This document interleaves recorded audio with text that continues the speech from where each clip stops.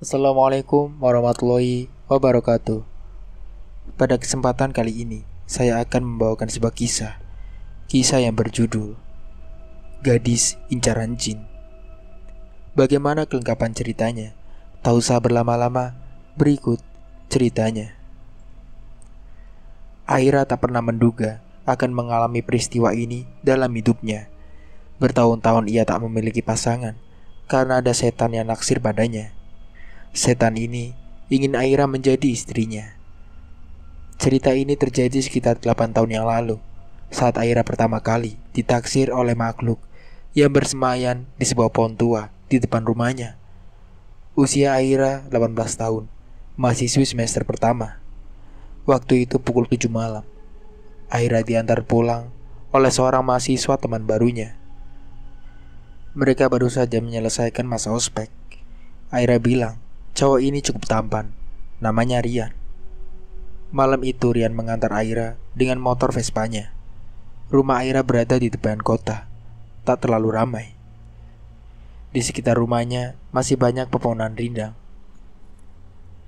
Terima kasih ya udah mau nganter jam segini. Gak apa-apa, daripada kamu naik angkot sendirian, bahaya, kata Rian. Aira bilang waktu itu ia memang mulai suka sama Rian. Jadi ia sangat senang malam itu. Selepas Rian pulang, Aira langsung masuk ke rumah. Ia lalu mandi karena badannya terlalu gerah dan terasa lengket karena keringat. Saat mandi, Aira mendengar langkah kaki di kamarnya. Tapi ia tak ambil pusing karena palingan itu ibunya. Ibunya kadang sibuk ke kamar Aira untuk meletakkan pakaian Aira yang sudah kering. Tapi saat ia keluar dari kamar mandi, ia tak menemukan tumpukan pakaian kering di atas kasurnya. Ia hanya mencium aroma mawar dan melati yang sangat pekat memenuhi kamarnya. Aroma itu nyaris membuatnya pusing. Yang kebetulan, kamar Aira letaknya di bagian depan rumah. Jadi jendela kamarnya itu menghadap jalan. Halaman mereka juga luas, tanpa tanaman. Hanya rumput yang terampar. Di depan rumahnya ada sebuah pohon besar di tepi jalan. Nah, disitulah Aira menyadari jendela kamarnya terbuka. Tirainya berkibar, bertiup angin malam yang dingin. Ia mengintip keluar. Tak ada siapa-siapa.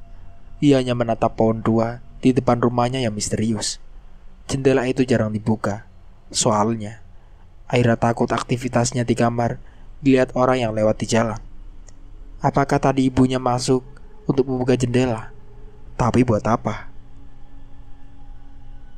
Mama tadi ke kamar Aira ya?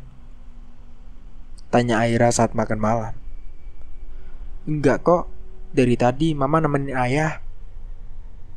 Loh, kok tadi ada suara orang di kamar? Siapa? Ayah sama mama di kamar aja kok. Terus jendelanya kebuka. Kebuka? Ada yang hilang? Belum periksa sih. Selesai makan, Aira dan mamanya memeriksa kamar. Tidak ada satupun barang yang raib. Ya sudah, mungkin kamu salah dengar, kata mamanya setelah memeriksa seluruh penjuru kamar. Mama cium aroma mawar sama melati gak? Aroma mawar melati apaan? Wong kamar kamu bau apa gini? Aira merasa aneh. Jelas sekali kamarnya ini beraroma mawar dan melati. Bahkan aromanya sangat menyengat. Mamanya kembali menemani ayah Aira. Kondisi ayah Aira memang tak lagi sehat. Ayah Aira terlentang di kasurnya. Masih tak habis pikir. Saat itulah dia membaca pesan dari Rian. Itu cowok tetangga kamu ngeri juga ya. Masa pas aku ngenterin kamu, aku diplototin mulu? Begitu isi pesan Rian. Cowok tetangga? Di mana? Tanya Aira. Tapi chat Aira tak kunjung dibalas sampai Aira tertidur dengan aroma mawar dan melati yang masih memenuhi kamarnya. Besoknya di kampus, Aira berusaha mencari Rian. Tapi kata teman-temannya, Rian tidak masuk hari itu. Aira resah. Rian hilang entah kemana. Seminggu lamanya Rian tak kunjung masuk. Sepekan kemudian, Rian menemui Aira di kantin. Ada bekas luka di jidatnya. "Maaf, aku gak balas chat kamu," kata Rian. "Kenapa? Kamu kenapa, Yan?" "Kayaknya kita gak usah deket-deket lagi deh." "Loh, kok gitu?"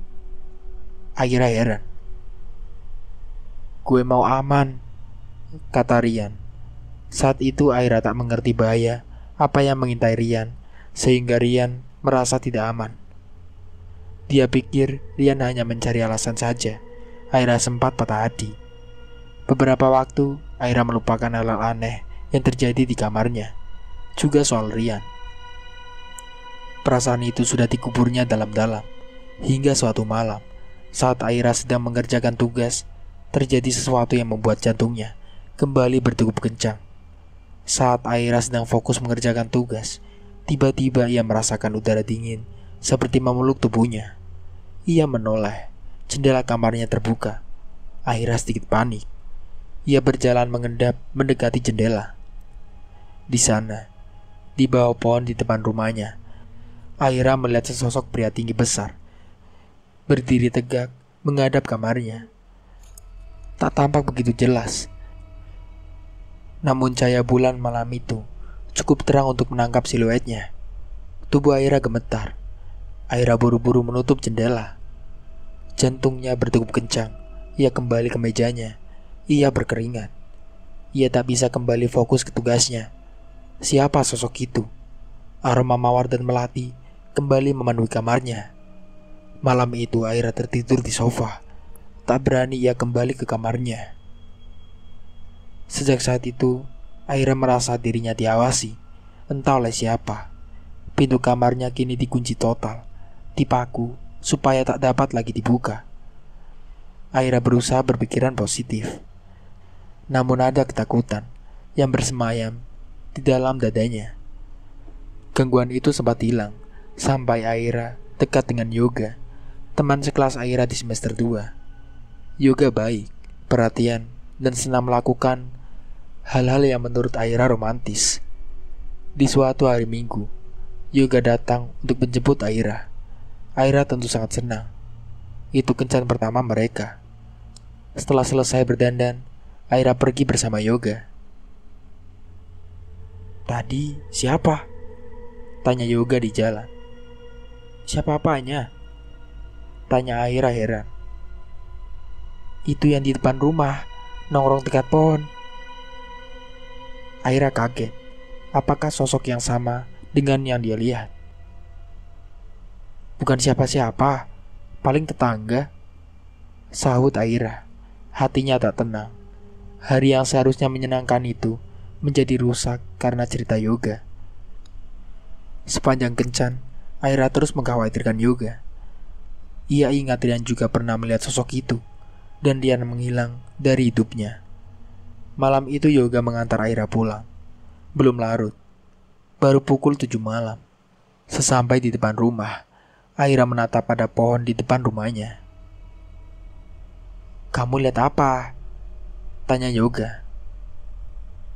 "Kamu yakin tadi lihat orang di situ?" "Iya, Ra. Dia ngeliatin aku selama aku nungguin kamu." "Aneh," kata Aira. "Aneh kenapa?" tanya Yoga. "Nanti aku ceritain, tapi nggak sekarang." Yoga lalu pamit. Aira masuk ke rumah sambil menoleh menatap pohon itu. Bulu kuduknya bergidik. Setengah jam kemudian, HP Aira berdering. Nomor tak dikenal. Ternyata dari Vian, sahabat Yoga. "Yoga kecelakaan." Itu informasi singkat yang Aira dapat. Aira kaget bukan kepalang. Apakah ada hubungannya dengan sosok di pohon depan rumah? Malam itu juga, Aira mengambil parang terbesar di dapur rumahnya. Berjalan dia dengan buru-buru ke depan rumah. Mamanya yang melihat kejadian itu panik dan mengejarnya. "Ra, ada apa, Ra? Nyebut Aira, nyebut!" seru ibunya. "Itu pohon iblis, Ma. Aira mau tebang pohonnya." Sudahlah Aira, jangan ngaco begini Aira. Pohon ini sudah ngancurin hidup Aira, Ma. Pekik Aira dalam pelukan mamanya. Dalam hatinya, dia beristighfar. Malam itu setelah Aira tenang, ia bercerita tentang semua hal yang ia alami kepada mamanya. Mama Airanya terdiam, masih setengah percaya. Kalau memang ada yang ganggu, kita tunggu Pak Itam datang. Dia lebih tahu urusan beginian. Begitu kata Mama Aira.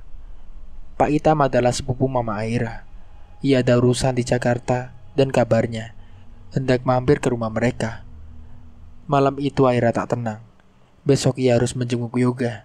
Entah kenapa, Aira sangat percaya ini ada hubungan dengan sosok itu. Ia langsung teringat luka-luka Rian. Pagi itu sebelum menjenguk Yoga, Aira harus menghadiri ke salah satu mata kuliah. Setelah kelas selesai, ia tak langsung ke rumah sakit. Tapi yang ia cari adalah Rian. Setelah berusaha mencari, akhirnya Rian ditemukan di perpustakaan. Aira menarik dengan lengan baju Rian. Rian tentu kaget. "Kenapa?" tanya Rian. "Ceritakan padaku, apa yang terjadi malam itu?"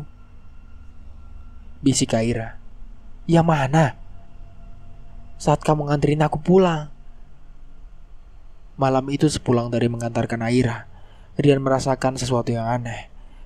Ia merasa seperti membonceng seseorang. Udara dingin seperti bertiup di tengkuknya. Berkali-kali Rian melihat ke spion. Tidak ada siapa-siapa. Rian berusaha menenangkan diri, tapi bulu kuduknya kian berdiri. Saat itulah Rian dikagetkan dengan seorang bapak-bapak naik sepeda melintas di depannya. Rian membelokkan motornya dengan tiba-tiba. Ia terlempar dari motornya dan menghantam aspal. Hanya sedikit luka. Ia segera bangkit. Di balik kegelapan, ia melihat sosok yang ia kenal.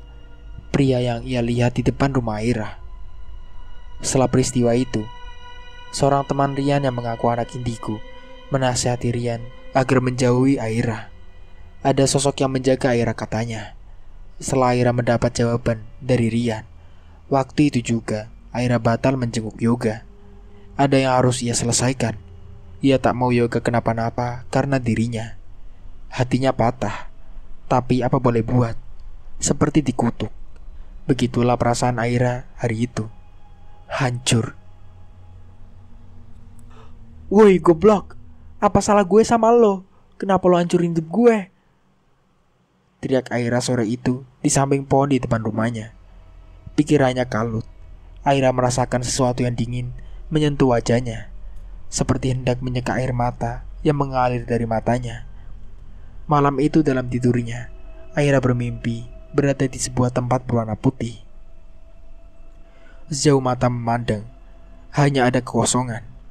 Sekitar 5 meter di depannya, berdiri seseorang yang dikenalnya, yaitu Yoga. Aira mendekat. Semakin ia mendekat, semakin tercium aroma mawar dan melati. Aroma yang Aira kenal. Saat tubuhnya dan tubuh Yoga begitu dekat, ia menyadari sesuatu. Itu bukan Yoga. Seorang pria tinggi besar, berambut putih, berwajah tampan menatap matanya dalam. Aira terbangun ternganga. Jantungnya berdegup kencang. Aroma mawar dan melati tercium jelas di kamarnya. Jendelanya terbuka menganga. Seminggu kemudian, Pak Itam datang. Pak Itam punya sedikit pengetahuan tentang hal-hal gaib. Dulu di pesantren, beliau sempat diam-diam belajar amalan-amalan terkait ilmu gaib. Setelah mendengar cerita Aira, Pak Itam menyimpulkan kalau benar ada setan yang menyukai Aira. Setan ini dari golongan jin kafir. "Kenapa dia mengincar saya?" "Tidak tahu, ini kejadian langka," jawab Pak Itam. Pak Itam memutuskan melakukan ruqyah. Aira diruqyah malam itu juga. Benar adanya, setelah diruqyah, ada ketenangan yang terasa di hati Aira. Dan pohon itu ternyata tidak berada di wilayah tanah milik keluarga Aira. Mereka tak dapat menebang pohon itu begitu saja. Setelah proses peruqyahan, semua berjalan normal hingga memasuki tahun kedua kuliah. Namun selama itu juga, Aira masih tak berani dekat dengan pria. Yoga masih selalu mengejarnya. Namun Aira memilih menghindar. Namun keberuntungan belum berpihak pada Aira. Karena pada sebuah mata kuliah, Yoga dan Aira harus ada di satu kelompok yang sama. Aira benar-benar tak dapat menghindar. Mereka tak banyak bercakap selama mengerjakan tugas kuliah. Namun Yoga berusaha mendekati Aira malam itu, saat Aira menunggu angkot di tepi jalan. "Sudah Lara, kenapa kita harus takut? Kita manusia adalah makhluk yang paling mulia. Mereka lah yang harus takut ke kita. Aku sayang sama kamu, Ra. Buatku ini semua bullshit," seru Yoga. "Aku juga sayang kamu. Aku gak mau kamu kenapa-napa," saut Aira. "Enggak, kita gak akan kenapa-napa kok." Yoga tetap kekeh untuk bersama Aira. "Tunggu di sini sebentar," kata Yoga. Tak lama kemudian ia datang dengan motornya. "Aku antar pulang ya," kata Yoga. "Jangan nekat, Yok. Kita buktikan kita gak akan kenapa-napa." Aira termenung. Mungkin memang sudah waktunya ia melupakan kejadian aneh itu. Malam itu langit tampak cerah, udara tak begitu dingin. Motor Yoga melaju di tengah keramaian menuju tepi kota. Aira memeluk Yoga penuh rindu. Memang sudah waktunya untuk hidup normal, pikirnya. Sesampai di rumah, Aira dan Yoga sama-sama menatap pohon itu, lengang, hening. "Seharusnya dia sudah tidak mengganggu lagi," kata Aira. Maka serta Marta Yoga tiba-tiba merasa pusing. Kepalanya seperti berputar-putar, tubuhnya oleng. Namun sekian detik kemudian ia berdiri tegap, menatap Aira dengan tajam. "Aku masih di sini," katanya. Yoga tumbang dan pingsan. Aira berlari ke dalam, memanggil namanya.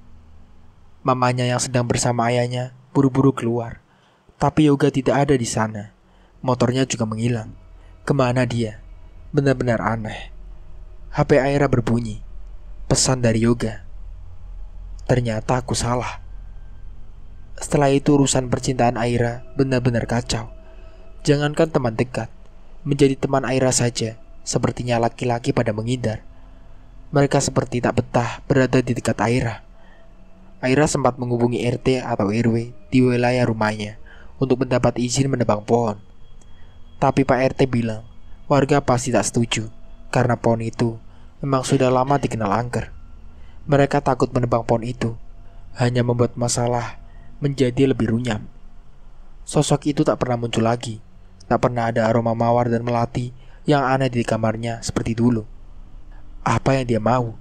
Apa yang sebenarnya sedang terjadi? Di tahun ketiga kuliah, barulah Aira kenal dengan seorang junior bernama Gadis. Gadis adalah seorang anak indigo, lulusan sebuah pesantren pula. "Kak, sepertinya kakak ada yang nutupin," kata Gadis pada suatu sore seusai mereka rapat himpunan. "Oh iya, untuk menyibukkan diri, Aira sengaja untuk ikut berorganisasi." "Ditutup bagaimana?" "Iya, aura kakak kayak dikunci gitu." "Kok kamu bisa tahu?" "Kata orang sih, aku ada kemampuan, Kak," sahut Gadis. Saat itulah Aira mengerti kenapa laki-laki cenderung antipati padanya. Aira banyak bercerita pada Gadis soal peristiwa-peristiwa yang dilaluinya. Menurut Gadis, itu kejadian langka. Ia pernah mendengar soal manusia ditaksir jin, tapi tak sampai tahap mengganggu. "Gimana kalau jinnya diajak bicara, Kak?" tanya Gadis. "Ngobrol sama jin?" "Iya, biar tahu apa maunya." Sebuah ide yang aneh dari Gadis. Tapi karena sudah terlalu frustasi, Aira setuju. Suatu malam, Gadis menginap di rumah Aira. "Dia masih di situ, Kak. Ngeliatin kakak mulu," kata Gadis saat melintasi pohon itu. "Terus bagaimana cara kami akan mengobrol?" tanya Aira. "Ingat mimpi kakak, kita masuk lewat situ," kata Gadis. Lalu Aira disuruh berbaring. Gadis memegang tangan Aira. Sesuatu yang hangat menjalar dari tangan ke sekujur tubuhnya. Di ruang putih kosong itu, Aira melihat sosok itu lagi. Sosok pria tampan berambut putih. Mereka bertatapan. Aira menyadari mata itu berwarna biru, seperti topas. Tak ada kata-kata yang keluar, tapi Aira dapat merasakan mereka sedang bercakap-cakap. Aira terbangun terngangah. "Kenapa, Kak?" tanya gadis. "Dia marah," kata Aira. "Apa yang terjadi?" "Dia bilang mau menikahi aku." Terus aku tolak lah. Aku bilang aku gak mau. Aku suruh dia pergi. Jangan ganggu aku lagi. "Kakak ngomong gitu?" "Kita gak ngomong, cuman dialognya kayak ada di dalam kepala." Gadis tercengung. "Sepertinya dia beneran marah, Kak. Aku bisa rasain energinya." Kayak gadis, Aira mencium aroma mawar dan melati memenuhi kamarnya. Jendela kamarnya juga terbuka. "Kamu mencium aroma mawar dan melati gak?" tanya Aira. "Mawar dan melati? Ini aroma bangkai, Kak," kata gadis. Aira kaget. Kenapa aroma yang tercium berbeda? "Ini aroma dia. Dia baru saja dari sini," kata gadis. Jadi sebenarnya yang terjadi barusan adalah gadis memanggil jin itu untuk masuk ke dalam Aira. Singkatnya, Aira dan jin dilakukan dalam keadaan kesurupan. "Pasti yang kakak lihat jinnya ganteng," kata gadis. "Benar, Dis, benar." "Iya, Kak. Dia mengubah dirinya di hadapan kakak karena dia suka kakak," kata gadis. Malam itu Aira tak dapat tidur. Malam semakin larut, namun ia tak dapat memejam. Ia ingat ancaman itu. "Kau akan tahu akibatnya, Aira." Suara itu seperti berbisik halus padanya. Setelah kejadian itu, keadaan ayah Aira memburuk. Beberapa kali Aira harus bolak-balik rumah sakit menemani ayahnya. Sampai pada suatu, ayahnya benar-benar koma. Menyadari satu hal, Aira gemetaran. Keringat dingin mengalir. Apakah jin itu begitu jahatnya? Gadis bilang ke Aira kalau jin bisa saja sejahat itu. Dan menurut gadis, kekuatan jin yang satu ini memang luar biasa. Kalau harus melawan, ia tidak sanggup. "Tapi kalau Mbak Aira mau, kita bisa pergi ke rumah guru saya," kata gadis. Aira tak punya banyak pilihan. Aira mengakhiri percakapan telepon siang itu. Aira tengah menjaga ayahnya. Sore pukul 6, seusai sholat maghrib, Aira berdiri menunggu di depan rumah sakit. Sebuah mobil abu-abu tua berhenti di hadapannya. Jendela dibuka. Gadis tersenyum pada Aira. "Yuk, Kak, naik. Kita harus sampai di sana jam 9," kata gadis. Aira naik ke mobil, tapi ia sedikit kaget. Ia mengenal pria yang duduk memegang setir. Yoga. "Kok kamu?" tanya Aira. "Sudah, Kak, jangan kaget," kata gadis. "Kak Yoga yang suruh aku deketin Kak Aira di kampus," tambahnya. "Biar aku tahu keadaan kamu," kata Yoga. Matanya fokus ke depan melihat jalanan. "Jadi," bisik Aira. "Iya, aku tahu. Aku gak bisa deket sama kamu. Bahaya buat kita.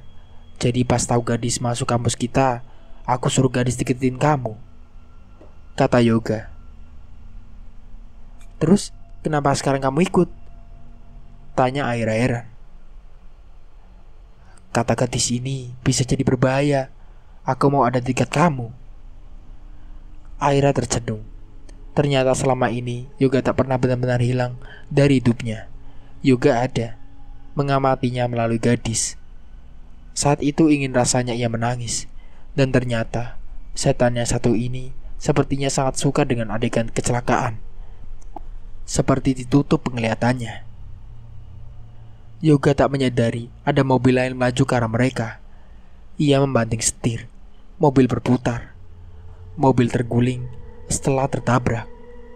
Ada hening yang panjang setelah dentum kedua mobil yang bertabrakan. Ambulan meraung-raung membawa Aira yang koma. Yoga dan gadis hanya luka-luka. Mereka duduk di samping Aira sambil saling menatap.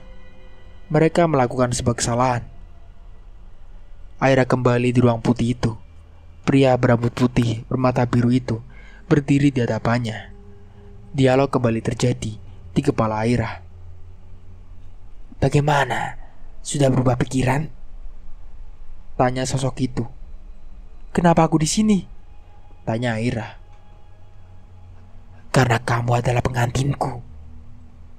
Enggak, aku gak akan pernah sama kamu. Aku mau pulang. Seru Aira. Ia berusaha mengingat apa yang terjadi dengan dirinya. Ia ingat kecelakaan itu di rumah sakit Yoga. Gadis dan mama Aira menunggu di luar. Aira langsung dilarikan ke UGD. Kita harus melakukan sesuatu, kata gadis ke Yoga. Ngelakuin apa? Kita gak boleh biarin Aira sendirian. Terus harus gimana? Kita kirim doa, Kak, kata gadis. Kamu harus menerima saya, kata sosok itu. Kenapa saya harus menerima kamu? Pekik Aira. Karena ayah kamu bersama aku, katanya. Entah dari mana Aira dapat melihat ayahnya berpakaian serba putih berdiri di samping sosok itu. Ayah, ayo kita pulang ya, kata Aira. Tapi ayahnya hanya diam mematung. Kau apakan ayahku? Tanya Aira. Ayahmu pulang kalau kamu tinggal di sini, katanya. Sungguh pilihan yang sulit. Sementara itu, dokter berusaha menyelamatkan Aira di ruang UGD. Mamanya menunggu di luar. Gadis dan Yoga memanjatkan doa yang panjang setelah sholat Isya. Yang terjadi kemudian adalah dokter keluar ruang operasi dengan wajah penuh penyesalan. Keheningan seperti mengisi lorong-lorong rumah sakit. Aira telah tiada. Yoga dan gadis kembali dari musola hanya bisa terdiam. Yoga masuk ke dalam menyusul mama Aira. Mereka hanya bertatapan. Air mata mama Aira telah tumpah. Yoga juga tidak dapat menahan sedihnya. Sementara itu, ayah Aira malah terbangun dari komanya. Mendengar kabar itu, mama Aira langsung menyeka air matanya. Ia tak mau ayah Aira kaget. Ia meninggalkan Yoga dan gadis bersama Aira. Mana Aira? Tanya ayah Aira. Ada ya, sudah pulang. Mamanya berbohong. Panggil Aira kemari. Iya ya, nanti Aira kemari. Sekarang, saya mau bertemu sekarang. Sementara itu, Yoga tak kuasa menahan tangis. Ia menggenggam erat tangan Aira. Jangan pergi, Ra. Jangan pergi, bisiknya lirih. Aira telah mengenakan baju berwarna putih. Ada rangkaian bunga mawar dan melati di tangannya. Di ruangan putih itu, kini berdiri sebuah sepasang singgasana. Sosok itu memegang tangan Aira. Terima kasih, kau sudah mau tetap di sini. Sosok Yoga muncul di sana, di ruang putih itu, dengan baju putih juga. Pulang, Ra, tempat kamu bukan di sini, kata Yoga. Sosok itu mencengkeram tangan Aira kencang sekali. Namun Yoga memegang tangan Aira yang lain. Aira dapat merasakan ada energi besar seperti sedang beradu di dalam tubuhnya. Kamu tetap di sini, serga sosok itu. Perlahan-lahan sosok itu berubah menjadi hitam, menyeramkan. Aira dapat melihat air liur menetes dari mulutnya yang lebar. Bawa aku pulang, Yok, serunya Aira. Aira dapat merasakan energi Yoga membesar. Pegangan sosok itu terlepas. Tahan sosok itu seperti terbakar. Aira dan Yoga berlari. Lalu mendadak gelap. Lalu Aira membuka mata. Yoga menangis di hadapannya. "Yok, kamu kenapa?" Yoga dan gadis berpandangan. "Suster, dokter, Aira masih hidup," seru Yoga. Dokter kembali masuk. Yoga dan gadis diminta keluar. Yoga menemui Mama Aira, terbelalak kaget bukan kepala. Bagaimana bisa, pikirnya. Peristiwa itu memang di luar nalar. Tapi kata gadis, peristiwa mati suri itu bukan hal yang asing. Sering terjadi. Setelah peristiwa itu, ayah Aira berangsur membaik. Aira juga pulih dengan cepat. Aira menceritakan semua hal yang dialaminya pada gadis dan Yoga. Gadis bilang, itu bisa jadi adalah perwujudan Qorin Yoga. Qorin adalah kembaran setiap manusia yang lahir dalam bentuk jin. Lagi pula, ajal manusia tak dapat dipercepat atau diperlambat.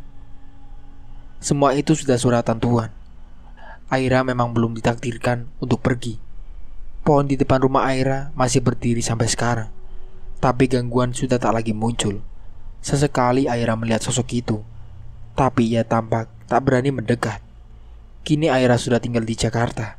Ia masih sekali pulang ke rumah. Hubungan Aira dengan pacarnya juga baik-baik saja. Bahkan kabarnya sudah hendak menikah. Begitulah akhir ceritanya. Semoga dari cerita ini kita bisa ambil hikmahnya. Kurang lebihnya mohon maaf. Wassalamualaikum warahmatullahi wabarakatuh.